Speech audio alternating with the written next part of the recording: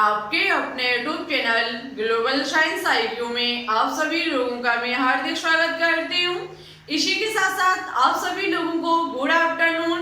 तो जैसा कि आप सभी लोगों ने थंबनेल में देख ही लिया होगा, मैं दिशा यादव आज आपके लिए केमिस्ट्री का एक इम्पोर्टेंट टॉपिक लेकर के आई हूँ, जिसमें आज हम आपको बेसिस मींस क्षारक के बारे में बहुत ही डिटेल से जानकारी देने वाली हूँ। आज का टॉपिक सभी मेडिकल एग्जाम के लिए बहुत ही इम्पोर्टेंट एंड कीमती टॉपिक है, क्योंकि इससे आपके एग्जाम में हर ईयर एक ना एक क्वेश्चन अवश्य ही पूछा जाता है।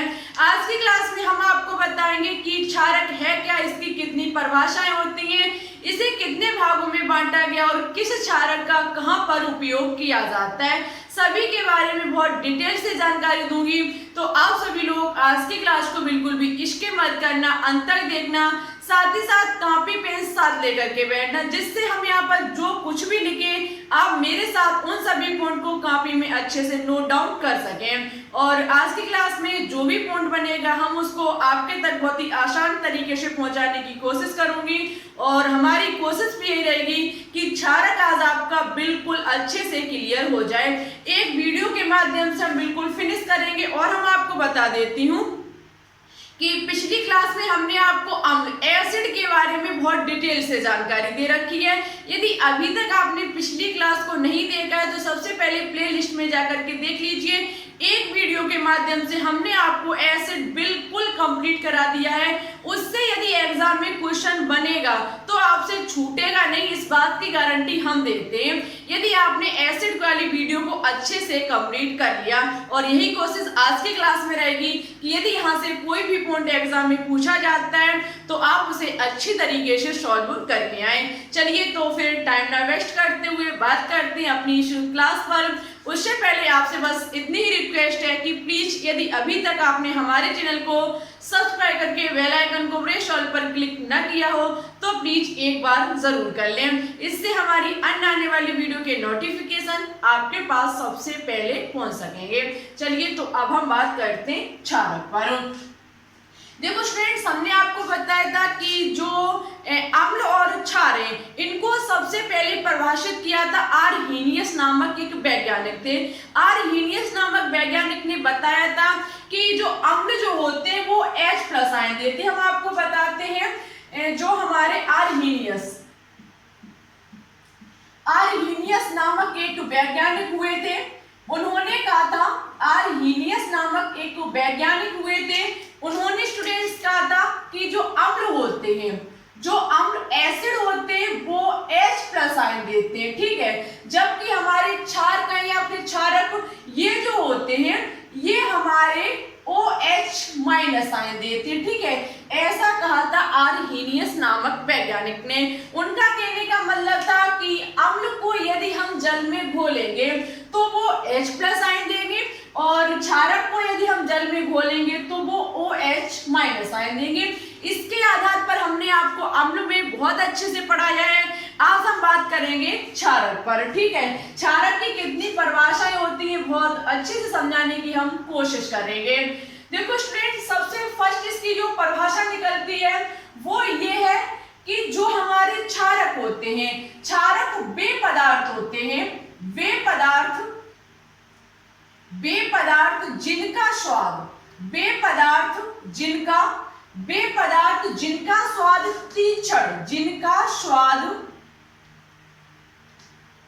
तीक्ष्ण, या फिर कड़वा होता है, तीक्ष्ण या फिर कड़वा होता है, हमारे क्या कहलाते हैं, तीक्ष्ण या फिर कड़वा होता है, क्षारक कहलाते हैं, ठीक है। कड़वा होता है, क्षारक कहलाते हैं। आपने कभी कभी देखा होगा कि क्षारक कहलाते हैं। आपने देखा होगा कि जब आप कोई पदार्थ खाते हैं तो वो आपको बहुत तीखा लगता है। तीखा लगने का कारण समझते हैं, वो पदार्थ हमारा क्षारीय पदार्थ है, ठीक है। वो पदार्थ हमारा कैसा है, क्षारीय पदार्थ है। क्षारक वो होते हैं जिनका स्वाद तीक्ष्ण कह सकते हैं, तीखा या फिर कड़वा होता है, क्या कहलाते हैं, क्षारक कहलाते हैं। इसकी सेकंड डेफिनेशन निकल के आती है जो कि आर्हेनियस द्वारा दी गई थी। आर्हेनियस द्वारा वैज्ञानिक के द्वारा कहा गया था कि वे पदार्थ वे पदार्थ जो जल में घुल करके, वे पदार्थ जो जल में घुल करके, जो जल में घुल करके,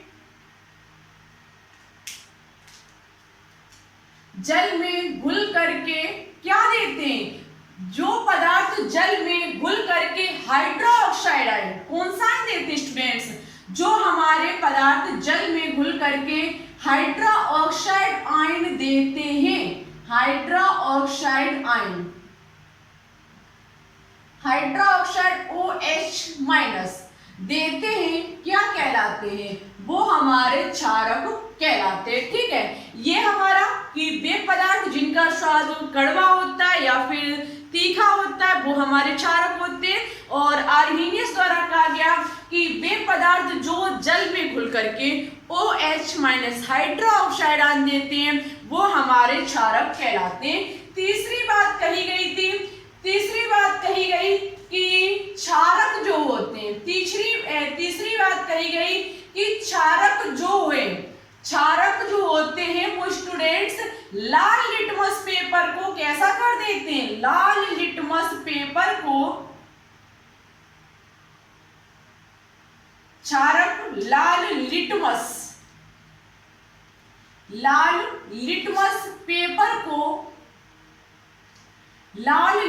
पेपर को नीला कर देते हैं। ठीक है, नीला कर देते हैं। जबकि हमने आपको अम्ल में क्या पढ़ाया था, एसिड में हमने जो आपको बताया था वो था कि अम्ल जो होते हैं वो नीले लिटमस पेपर को लाल कर देते हैं, जबकि क्षार में इसका विपरीत होता है। इसमें क्या होता है कि जो हमारे लाल लिटमस पेपर होता है वो नीला यदि हो जाता है तो समझ जाइएगा वो पदार्थ हमारा क्षारीय पदार्थ है। ठीक है, अब आप कंफ्यूज हो सकते हैं कि कौन क्षार है और कौन, कहने का मतलब है कैसे पहचानेंगे, लिटमस के आधार पर, लिटमस पेपर के आधार पर हम भूल सकते हैं नीला लाल कौन है और लाल नीला कौन है। तो इसकी ट्रिक हमने पिछली क्लास में बता रखी है आपको, अनिल से हमने ट्रिक आपको बताई थी, अनिल से। देखो स्टूडेंट्स, यदि एक चीज क्लियर हो जाती है, यदि आपकी एक चीज क्लियर हो जाती है तो दूसरी अपने आप हो जाएगी। ठीक है, अम्ल को ट्रिक से याद कर लीजिए और उसको आप इसके विपरीत से याद कर लीजिए।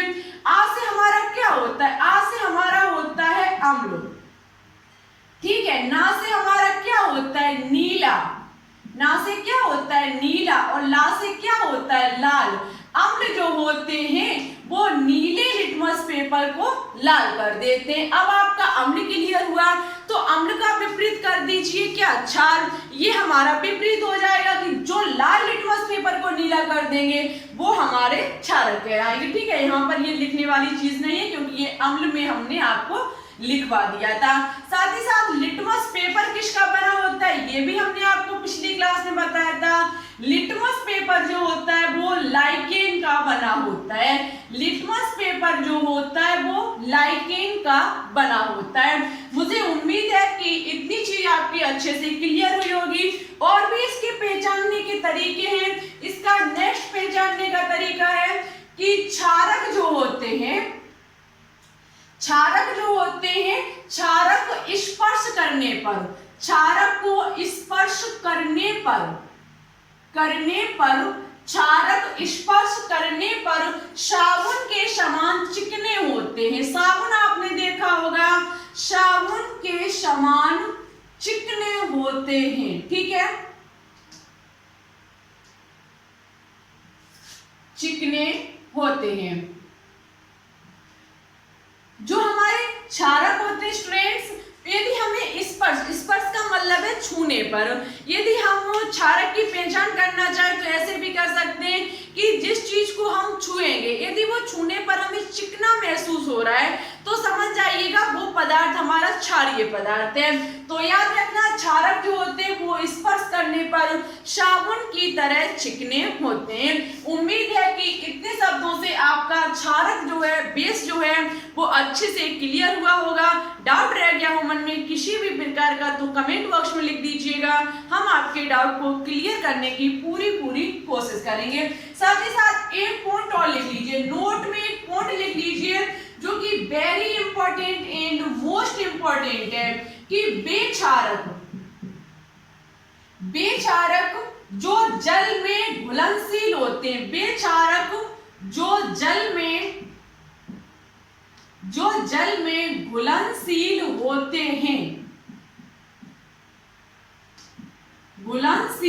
होते हैं, वो हमारे स्टूडेंट्स क्षार कहलाते हैं। ये पॉइंट बहुत इंपॉर्टेंट है, एग्जाम में बनने लायक पॉइंट है कि बेक्षारक जो जल में घुलनशील होते हैं वो हमारे क्या कहलाते हैं, क्षार कहलाते हैं। ठीक है, साथ ही साथ याद रखना हम कह सकते हैं अतः सभी क्षार क्या होते हैं, क्षारक होते हैं। सभी क्षार हमारे क्या होते हैं, क्षारक होते हैं। सभी क्षार क्षारक होते हैं, सभी क्षार क्षारक होते हैं, किंतु सभी क्षारक क्षार नहीं होते हैं। सभी क्षारक क्षार नहीं होते। समझने का थोड़ा सा प्रयास कीजिए, नहीं होते हैं। कहने का मतलब है कि ऐसा कोई क्षारीय पदार्थ, ऐसा कोई क्षारक जो जल में घुल जाएगा स्टूडेंट्स, वो हमारा क्षार होगा।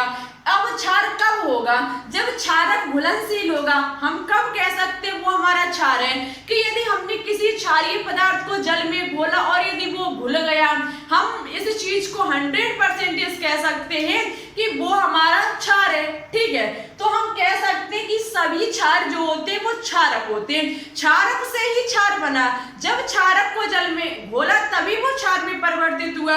तो सभी क्षार क्या होंगे, क्षारक होंगे, लेकिन सभी क्षारक क्षार नहीं होते। कहने का मतलब है ऐसा नहीं होता है कि सभी क्षारक जल में घुल जाए और क्षार का निर्माण कर लें। तो सभी क्षारक कभी भी क्षार नहीं होंगे, लेकिन जितने भी क्षार होंगे वो हमारे क्षारक होंगे। ठीक है, बहुत मजेदार पॉइंट है ये। ऐसे पॉइंट समझने में बहुत टाइम लगता है। ठीक है, लेकिन उस चीज को अच्छे से कोई डिफाइन कर दे तो ज्यादा वक्त नहीं लगता है। ठीक है, तो अच्छे से हमारी उम्मीद है समझ में आया होगा कि जब हम क्षारक को जल में घोलेंगे, यदि उसमें वो घुल जाता है तो वो हमारा क्षार कहा जाएगा। और क्षार बना कब, जब हमने क्षारक को घोला तभी तो क्षार बना। तो हम कह सकते हैं सभी क्षार जो होते हैं वो क्षारक कहलाते हैं, लेकिन सभी क्षारक क्षार नहीं होते। ऐसा नहीं होता है कि हमने सभी क्षारक को यदि जल में घोला तो वो क्षार का निर्माण कर ले, उसमें घुल जाए, ऐसा नहीं होता है। ठीक है, उम्मीद है आपका अच्छे से क्लियर हुआ होगा। डाउट हो मन में बता दीजिएगा। तो हम अब आगे करेंगे बात टाइप्स ऑफ बेसिस। ले लीजिए स्क्रीनशॉट, बात करते हैं आगे। चलिए, तो अब हम बात करते हैं क्षारक के प्रकार पर। देखो, क्लास यदि अच्छी लग रही हो तो प्लीज इसे बिना लाइक किए हुए ना जाए, क्योंकि आपके लाइक की मुझे बहुत ज्यादा जरूरत रहती है। आपके लाइक करने से हमें बहुत मोटिवेशन बढ़ता है और हम आपके लिए क्लास लाने की पूरी कोशिश करती हूँ। देखो स्टूडेंट्स, गर्मी का मौसम और क्लास को हम बंद रूम में बनाते आपके लिए, तो ऐसा तो कुछ होगा ही जो हम आपको क्लास देते हैं। इसका मतलब क्या है कि यदि आप सपोर्ट कर देते हो तो मेरा मन भी बहुत ज़्यादा लगना स्टार्ट हो जाता है और क्लास बनाने की हमेशा कोशिश करती हूँ, चाहे गर्मी हो चाहे सर्दी हो। ठीक है, तो थोड़ा सा सपोर्ट कीजिए, बस आपके सपोर्ट और प्यार से हम इस ऊंचाई पर पहुँच रहे हैं। और प्यार और सपोर्ट करते रहोगे तो हम भी आपके लिए हमेशा हेल्प करते रहेंगे। ठीक है,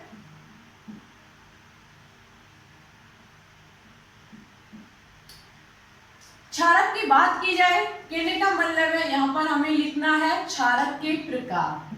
ठीक है, क्षारक के प्रकार। क्षारक को कितने भागों में बांटा गया स्टूडेंट्स, याद रखना, क्षारक को 2 भागों में बांटा गया है। क्षारक को 2 भागों में बांटा गया है, प्रबल क्षारक और दुर्बल क्षारक।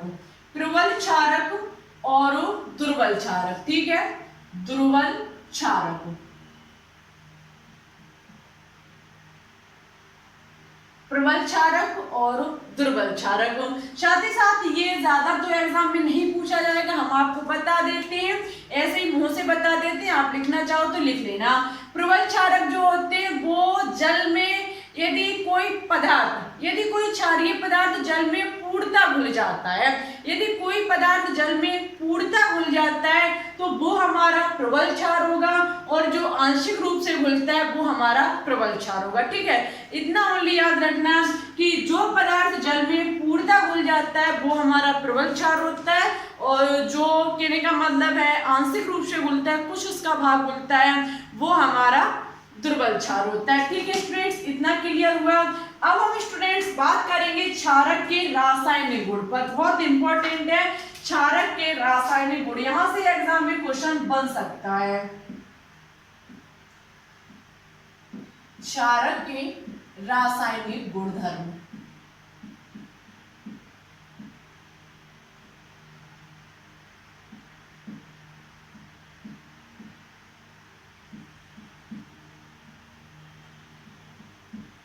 यदि क्षारक के रासायनिक गुणधर्म में बात की जाए तो इसका सबसे पहले फर्स्ट पॉइंट, इसका फर्स्ट पॉइंट स्टूडेंट्स है कि क्षारक जब धातु से क्रिया करता है, लिख लीजिए, क्षारक जब धातु से क्रिया करता है, क्षारक जब धातु से क्रिया करता है, धातु से क्रिया करता है तो लवण और हाइड्रोजन गैस बनाता है, क्रिया करता है तो लवण और हाइड्रोजन गैस देता है, लवण कोमा हाइड्रोजन गैस देता है। ठीक है, जब स्टूडेंट्स जो हमारे ये क्षारक होते हैं जब ये धातु के साथ क्रिया करते हैं तो लवण और हाइड्रोजन गैस देते हैं। ठीक है, क्या देते हैं? लवण और हाइड्रोजन गैस देते हैं। कैसे देते हैं? तो देखो ये है हमारी जिंक धातु, इससे हमारा कोई क्षारक क्रिया करेगा, जैसे कि हम ले लेते हैं हमारा सोडियम हाइड्रोक्साइड, सोडियम हाइड्रोक्साइड हुआ, कैल्शियम हाइड्रोक्साइड हुआ, पोटेशियम हाइड्रोक्साइड हुआ और अमोनियम हाइड्रोक्साइड हुआ, ये सभी हमारे क्षारीय पदार्थ जिनमें OH माइनस होता है। ठीक है, जो पदार्थ जल में घुल करके OH माइनस देते हैं वो सभी पदार्थ हमारे क्या कहलाते हैं? वो सभी पदार्थ हमारे क्षारक कहलाते हैं। जिंक जब हमारा NaOH के साथ क्रिया करता है, जब ये जिंक सोडियम हाइड्रोक्साइड क्षारक के साथ क्रिया करता है तो स्टूडेंट्स ये लवण का निर्माण करता है। ये किसका निर्माण करता है? लवण का निर्माण करता है, जो कि है NaOZN। क्या है?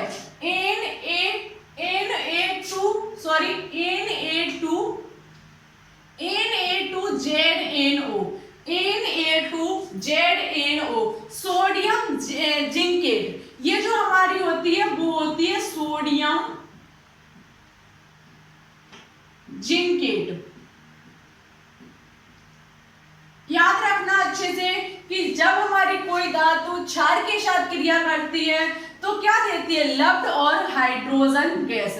ये तो हमारा लवण हो गया और ये हमारी क्या हो गई? Hydrogen gas. ठीक है, और हम और भी इसके देख सकते हैं। अन्य रासायनिक गुणधर्म की बात की जाए तो मेरा इसका अन्य रासायनिक गुणधर्म, सेकंड रासायनिक गुणधर्म हम कह सकते हैं जब क्षारक अम्ल के साथ अपक्रिया करता है, जब क्षारक अम्ल के साथ अपक्रिया करता है, अम्ल के साथ अपक्रिया करता है तो पता स्टूडेंट्स क्या देता है? तो ये लवण और जल देता है, लवण और जल देता है। अच्छे से याद रखना, जब क्षारक धातु के साथ क्रिया करेगा तो लवण और हाइड्रोजन गैस देगा, और जब क्षारक हमारा अम्ल के साथ क्रिया करेगा तो क्या देगा? लवण और जल देगा। कैसे देगा? तो देखो हमारा AlOH का होल थ्राइस, AlOH का होल थ्राइस जब हमारा सल्फ्यूरिक अम्ल के साथ क्रिया करता है, किसके साथ? सल्फ्यूरिक अम्ल के साथ क्रिया करता है तो स्टूडेंट्स ये देता है Al2SO3 का होल ट्वाइस, Al2SO3 का होल SO4 है ये हमारा, सॉरी SO4 का SO4 का होल ट्वाइस। जब स्टूडेंट्स हमारी एल्यूमिनियम हाइड्रोक्साइड सल्फ्यूरिक अम्ल के साथ ये चार जब हमारा अम्ल के साथ क्रिया करता है तो क्या बनाता है? एल्यूमिनियम सल्फेट, जो कि क्या होता है? लवण होता है। जल जो होता बाहर निकल जाता है। ठीक है, जल जो होता है वो बाहर निकल जाता है। अच्छे से याद रखना, दाब के साथ क्रिया करेगा तो हमारा लवण और हाइड्रोजन गैस बनाएगा, अम्ल के साथ क्रिया करेगा तो लवण और जल बनाएगा। साथ ही साथ थर्ड पॉइंट हम कह सकते हैं कि जब क्षारक को गर्म किया जाता है, क्षारक को गर्म करने पर, जब क्षारक को गर्म किया जाता है, क्षारक को गर्म करने पर क्षारीय ऑक्साइड देता है। क्या देता है? क्षारीय ऑक्साइड। क्षारीय ऑक्साइड, क्षारीय ऑक्साइड और जल देता है। क्षारीय ऑक्साइड व जल में विघटित हो जाता है।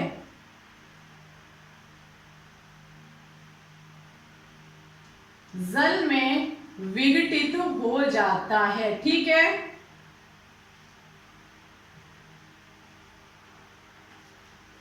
तो जब हमारा क्षारक, जैसे कि कोई क्षारक ले लीजिए, हम ले लेते MgOH का होल ट्वाइस। जब मैग्नीशियम हाइड्रोक्साइड जो कि क्षारक है, इसको जब हम गर्म करेंगे तो ये क्षारीय ऑक्साइड MgO, मैग्नीशियम हाइड्रोक्साइड को गर्म किया, मैग्नीशियम ऑक्साइड बना, जल जो होगा वो बाहर निकल जाएगा। तो ये बहुत इंपॉर्टेंट है। जब क्षारक को ओनली गर्म किया जाता है तो ये क्षारक ऑक्साइड देता है और जल को बाहर निकालता है। उम्मीद है इसके तीनों रासायनिक गुणधर्म अच्छे से क्लियर हुए होंगे। अब हम इसके उपयोग के बारे में जानकारी देते हैं। ले लीजिए स्क्रीनशॉट, बात करते हैं आगे। चलिए, तो अब बात करते हैं क्षारकों के उपयोग। कौन से क्षारक का उपयोग कहाँ किया जाता है, ये इंपॉर्टेंट है, यहीं से एग्जाम में क्वेश्चन बनता है। लिखा हुआ है कि सोडियम हाइड्रोक्साइड, ये जो सोडियम हाइड्रोक्साइड है, इसका उपयोग साबुन तथा धावन पाउडर के रूप में किया जाता है। जो आपका सोडियम हाइड्रोक्साइड होता है, इसका प्रयोग साबुन में किया जाता है। और जो धावन पाउडर का मतलब है जो कपड़े धोने वाला पाउडर आता है, उसमें भी प्रयोग किया जाता है। किसका? सोडियम हाइड्रोक्साइड का। रेयन के निर्माण में भी प्रयोग किया जाता है सोडियम हाइड्रोक्साइड का। कागज व लुगदी उद्योग में भी प्रयोग किया जाता है और अनेक रासायनिकों के उद्योग में भी किया जाता है। अनेकों रसायनों के उद्योग कहने का मतलब है कई एक ऐसे केमिकल फॉर्मूले बनाने पड़ते हैं जिसमें सोडियम हाइड्रोक्साइड की मदद ली जाती है। ठीक है, तो इतना याद रखना। कैल्शियम हाइड्रोक्साइड का सफेदी के रूप में, ब्लीचिंग पाउडर के रूप में, खारे जल में और चमड़ा उद्योग में। ठीक है, ब्लीचिंग पाउडर में भी प्रयोग किया जाता है। किसका? कैल्शियम हाइड्रोक्साइड का। सफेदी के रूप में कह सकते हैं हम, घर में जब आपने देखा होगा वो क्या होती है, पुताई, अरे उसमें पुताई से पहले की जाती है। ठीक है, जो आपका सफेदी है, सफेदी की जाती है, उसमें भी कैल्शियम हाइड्रोक्साइड का प्रयोग किया जाता है। खारे जल में किया जाता है, चमड़ा उद्योग में किया जाता है। ठीक है, आगे है एल्यूमिनियम हाइड्रोक्साइड। एल्यूमिनियम हाइड्रोक्साइड का प्रयोग वस्त्र तथा प्रतिअम्ल बनाने में किया जाता है। एग्जाम में पूछा जा सकता है कि प्रतिअम्ल बनाने में किस क्षारक का प्रयोग किया जाता है, तो याद रखना एल्यूमिनियम हाइड्रोक्साइड का किया जाता है। आज आपका क्षारक यहीं पर फिनिश होता है। हमने आपको एक वीडियो में कंप्लीट कराने की कोशिश की है। यहाँ से बनने वाला यदि कोई भी पॉइंट शेष रह गया होगा तो उसको हम आपको MCQ के माध्यम से सॉल्व करवाने की पूरी कोशिश करूंगी। अम्ल आपका बहुत अच्छे से क्लियर हुआ, क्षारक भी आपका बहुत अच्छे से क्लियर हुआ। अब आपको कमेंट बॉक्स में कमेंट करके बताना होगा, यदि आपने पिछली क्लास देखी होगी तो आप दे सकते हैं आंसर कि दुर्बल अम्ल कौन कौन से होते हैं। सभी दुर्बल अम्ल के नाम आपको आज के कमेंट बॉक्स में कमेंट करके बताने होंगे। देखते हैं कितने स्टूडेंट्स इसका सही और अच्छे से आंसर देते हैं। हम आपके कमेंट का इंतजार करेंगे और हर एक स्टूडेंट्स इस क्वेश्चन का आंसर देने की कोशिश करें।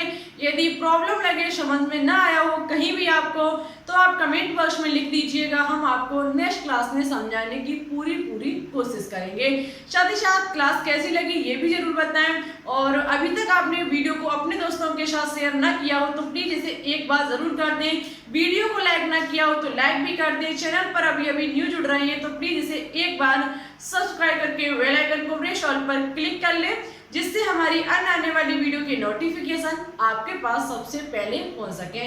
हमारे टेलीग्राम चैनल को भी ज्वाइन कर लीजिए, वहां पर हम आपको बता देंगे कि हम बता भी चुके हैं शायद कल कि आज शाम को जो मॉक टेस्ट लिया जाएगा वो होगा केमिकल बॉन्डिंग। केमिकल बॉन्डिंग से आपको कुछ टॉप प्रीवियस ईयर पूछे हुए क्वेश्चन सॉल्व कराए जाएंगे।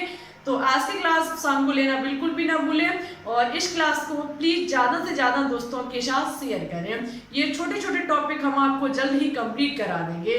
चलिए फिर चलते हैं, आज की क्लास इतना ही। अपना ख्याल रखना, अच्छे से स्टडी को करना। Thanks for watching this video. जय हिंद, जय भारत।